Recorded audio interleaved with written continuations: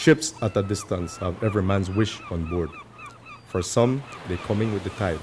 For others, they sail forever on the horizon, never out of sight, never landing until the watcher turns his eyes away in resignation, his dreams mocked to death by time. That is the life of men. As a very young child, I always had the ambition, the urge to serve in the military, to serve the country of Belize. Retired Colonel Javier Castellanos, former Deputy Commander of the Belize Defense Force, was destined to succeed Brigadier General Dario Tapia as Chief Military Officer.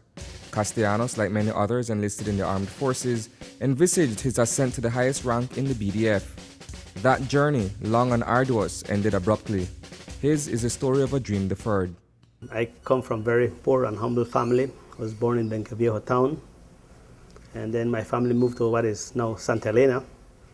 I went to Sacred Heart Primary School across in San Ignacio, and then did my secondary education at Belmopan Comprehensive School. Unfortunately, I could not further my studies due to financial reasons, but then that gave me the best opportunity.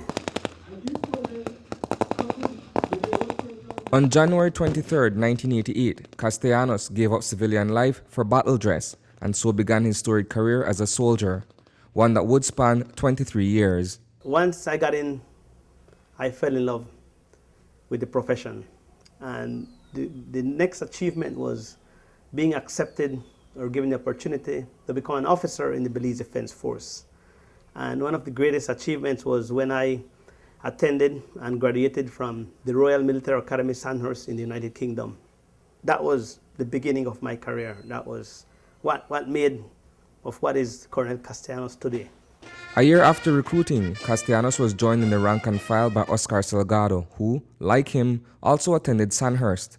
Despite their individual humble beginnings, both men would later endure similar hardships at the hands of the pecking order. The 1st of January 1989, I enlisted in recruit training in the regular element of the Belize Defense Force.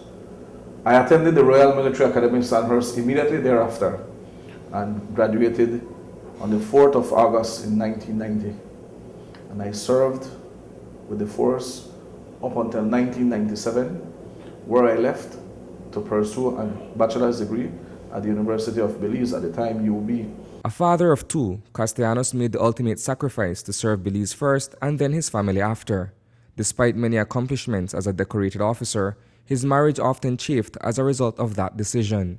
If I had an opportunity to do it all over again, I would put my family before my career. I put my career before my family. And many times I would tell my wife or my family that it's a sacrifice I'm doing in my career, putting my career first, because I believe at the end of the day the family will benefit. And that made me put my career, and it was difficult balancing, and I guess very frustrating and difficult for my wife. That situation reached its pinnacle when he returned from overseas training and his newborn daughter, Connie, could not recognize him. I had to leave the country, and I went to a course in the United States for 6 months.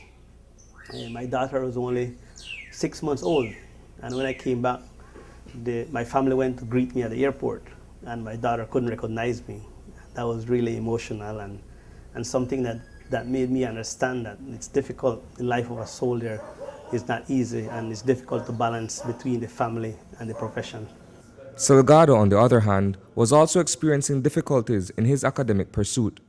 It didn't go well, and so I re-engaged into the force again in 1998, and I served.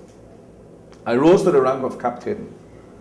I passed my lieutenant to captain exam on 16th of September 1995 at first fly. In those days, it was unheard of that officers passed their first exams at first go. I was one of the few who did it. With valleys come peaks, and while there were many challenges, there were also many achievements. Those honors, regrettably, have been tainted by circumstances beyond their control. Despite numerous accolades, Castellanos' ship would forever remain on the horizon. I was on a one-on-one interview with the then Minister of Defense, Mr. Carlos Perdomo, in the presence of Mr. Alan Wiley, who is now the commissioner. At that time, he was the CEO, And I was called into Belmopan, and I was informed that I would not be the next commander for the Belize Defense Force. That obviously made me understand that the rank that I had achieved, my career had basically come to an end. That was my peak, the limit of my military career. And as a result of that, I was informed that they would offer me options, because you must understand that the military have a hierarchy, and we are proud, and we have pride. That would then mean that a junior officer would supersede me and would become my superior officer. And therefore, the ministry already saw some problems in that decision that was made by the cabinet. That junior officer would be Lieutenant Colonel David Jones, then Chief of Staff. Notwithstanding the inevitable, Salgado, unlike his counterpart, never saw the end of his military career coming. In October of 2000, allegations were made against me by a member of the force for impropriety or misconduct. The BDF carried out an internal investigation which from the very onset was biased. Lieutenant Colonel Peter Parshu was tasked to head that investigation, to go out to Kikaka and to interview people as to what had happened. And he made his findings and recommendation based on his own bias against me. He and I had been working as battalion commander, and I was his adjutant, when he had made allegations that I was having an affair with his then commander wife. Something that he did not prove, but he had harbored that hatred and that ill will towards me.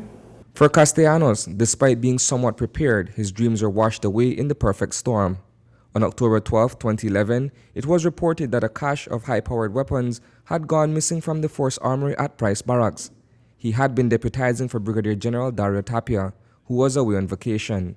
Our initial investigations have revealed that a total of 22 times M16A1 rifles, which are unserviceable, 2 times M4 Colt Commando rifles, also unserviceable, 11 times 9mm Beretta pistols, which are serviceable, and 7 times 4 M4 carbine rifles, which are serviceable.